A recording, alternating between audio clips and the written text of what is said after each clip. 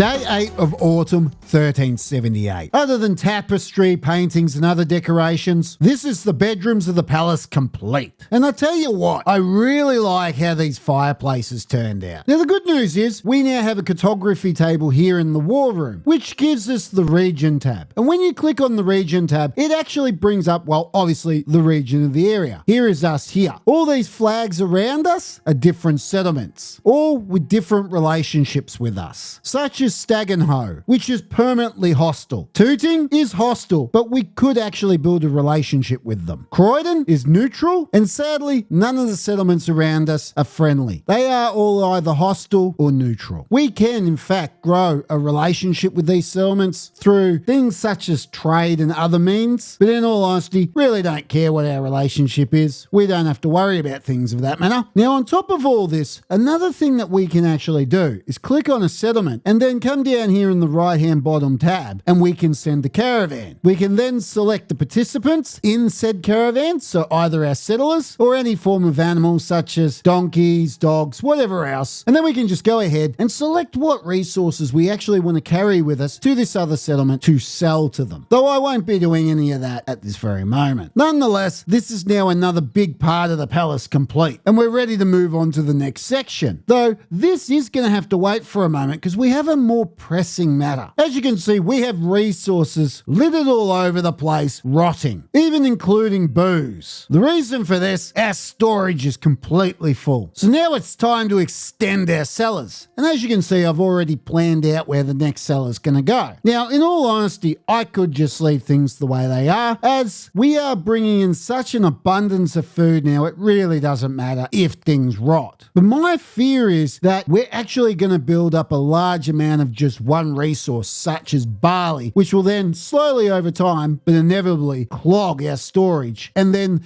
the more vital foods, such as meat, will then rot, and our settlers will be forced to eat bread for the rest of their lives. So this is the reason why I'm going to start extending the storage. And truth be told, it doesn't really worry me because we've still got all this space here for storage. And here we go, we're under attack. And I've deliberately left the main doors to Ironhold open and the portcullis, as I actually want to have a decent fight for once. Every fight that I have for quite a long time now, as long as the portcullis is closed, the enemy just seems to collect in the hallway down here, and then they never actually try and enter Ironhold. And quite frankly, I just want to have a bit of a fight. And here they come, we're finally getting a fight. Whoop, and here's the first one coming through the door, and they're down. They're actually shooting back at us for once. It looks like they're shooting up at the archers at the front two towers. Whoa, Alfred just got hit. This isn't good. These towers aren't going to be something we're going to use, I guess. I can now see the floor with these towers. They're just too close to the enemy. I might have to pull our archers back just to protect them. These archers here should be more than enough. Plus, now I've actually told all our melee to drop their axes and their shields. We have nothing but crossbowmen now. And there's another enemy down. Which seems like a good idea, having nothing but crossbowmen, but it might not end up being the smartest thing if we have to fight face to face. And we're back to a stalemate. This ain't good. Maybe I will bring a few of our archers forwards and just see what we can do. Fire! Whoop, picked another one off. Sneaky little one. Can we shoot anyone in the doorway? Whoop, hang on. Fire! Yep, another one's down. The two that aren't injured on this left-hand side, I might bring them forwards. See if we can get some sneaky shots in. Nah, it doesn't seem like we can actually get them from here. What about this corner? Can I get them from this corner? Nah. Sadly, I'm starting to think that this was short-lived. And what, our archers can't hit them from here? Whoa, we can actually hit them from here. So why are we not firing? I guess what we have to do is just pick them off one by one, like so. Done. Next one, and the next one. Can we get these guys? Does not look like we can. If I can just kill a couple more, we'll be victorious. We'll start picking off the ones in this doorway here. And that's another one down. Whoa, we're starting to get hit. Eddie and Daniil need to move. Go on, Garen, take that last one down. Whoa,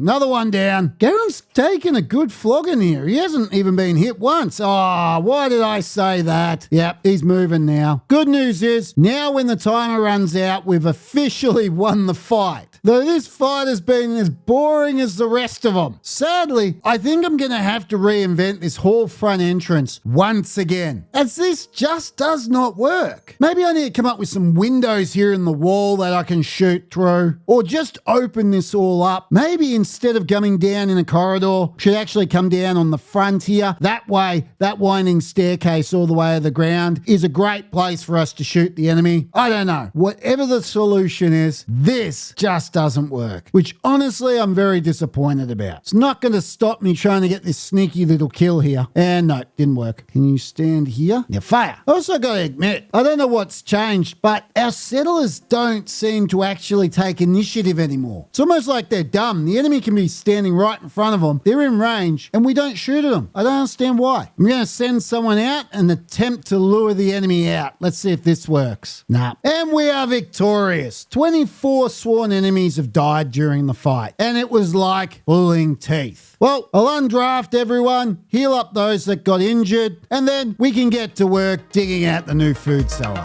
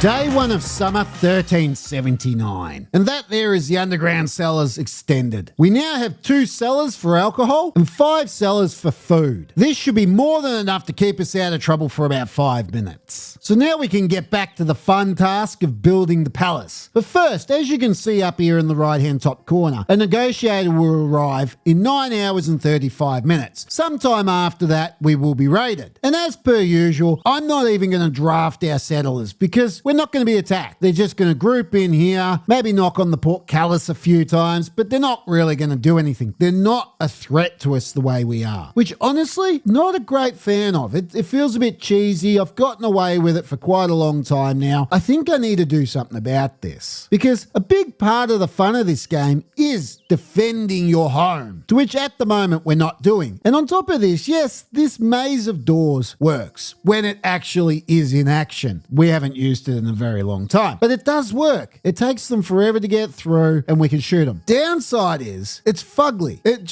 is really, really ugly. And truth be told, this whole area, it does have a little bit of a charm to it that I do like, but looking at the area, it is so cramped. It really is the old original area in comparison to the sheer size of what the new area is going to be. Truth be told, I highly doubt that I'm actually going to be able to fill this. My imagination just ain't that great. There is so much space there that I could have 20, 30 buildings if I wanted. So once this area is built, the old main street is going to be obsolete. And I've been saying for quite a while now that I need to actually revamp and redesign the defense for the frontier. I need to find something that works in that we are attacked, but at the same time, something that works in that we can actually defend Ironhold. And I want it to look good. I wanted to actually do Ironhold some justice. I've gone ahead and built this massive underground city, and this is the first thing you see when you enter. This, to me, isn't grand. It looks like a bloody afterthought. Why? Because it was a bloody afterthought. So for quite a long time now, I've actually been flirting with a few different ideas on what to do with this area. And now I haven't fully crossed all the T's and dotted all the I's, but I do think I've come up with a concept, a fleeting idea of what it is that I want to do down here. Now, I'm not going to spoil it, but the one thing I do know that I need to do is I need to clear this space. So I need to start moving all these buildings into the new area. And I've been going around working out where things will go. For instance, down here near the front wall, this is where the blacksmith, the armor smith, all the dirty sort of jobs will be. I'm even going to put a marketplace somewhere in here. In this area here will be maybe a church or some form of a religious building. Food will be in the middle here. So no doubt this is where the market might also be. I don't know. Nonetheless, I've got a lot of room to play with, which is great. It's just a matter of clearing this area here. But the first buildings to go will have to be these four here, which is the blacksmith and the armor smith, the bower. That way it gives me this space here to work with. I also do know that with the design that I've got in my head at the moment, I'm going to have to extend Ironhold's walls and actually bring it out somewhere around here, because I'm going to need a space of 25 this direction, 25 this direction, and 25 this direction. That there is about 20. So I need to bring the wall out to about here. On top of this, access to the cellars, which is via these two doors here, will no longer be there. The only way that you'll be able to access the mine will be through these doors here inside the walled city or castle.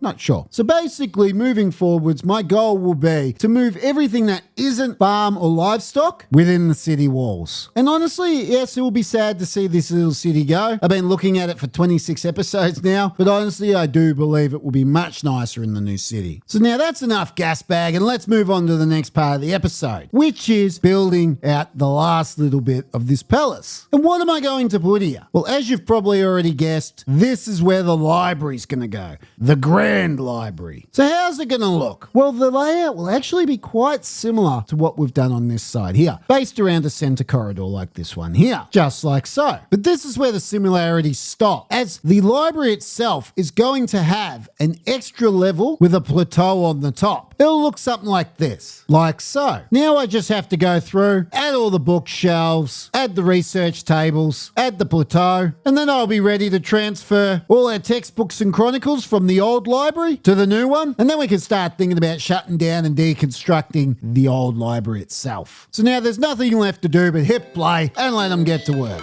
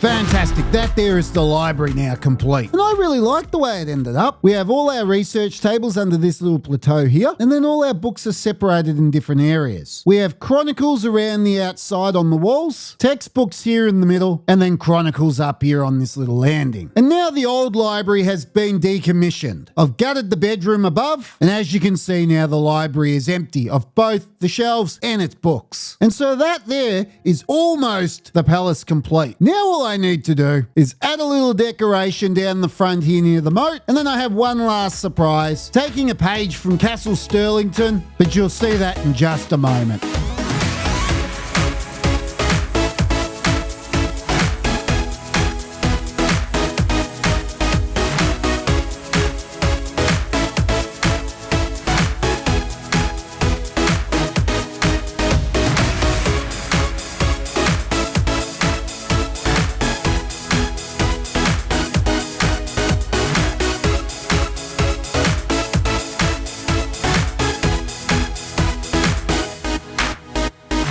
Day 5 of autumn, 1379. And other than decorations such as statues, paintings, tapestries, that there is now the palace finished, complete with its own waterfall wall. Told you I was going to pinch something from Castle Sterlington. Now I have been thinking about the Great Hall, and perhaps running 2 channels, one here and one here, with a grated floor on top, to which I could actually have waterfall walls within the Great Hall. But to be perfectly honest with you, I haven't settled on that idea just yet, so I'm not going to attempt or even touch it until I've decided whether or not I am actually going to do it and how it will actually be done. Now, as you can see down here at the waterfront, I've set up a nice little area. It's a park area, so to speak, though we can't have trees and grass underneath the ground, but we can have raw limestone. Ta-da! It's a park. At least I've given them some stools to sit on to look at the fresh water coming out of the palace, though I haven't actually named it yet, so I don't know what I'm going to call the palace. I'm going to be putting some statues in the parks as well. Been thinking about even putting some statues maybe on some pylons actually in the moat, but like I said, I haven't actually done any of the decorations just yet because I don't have an artist to create any of these things. I must first build some form of an art studio before I can do that. Unfortunately though, that will have to wait for another episode, as this is all the time we have for today. So thank you for watching, and I'll see you next time.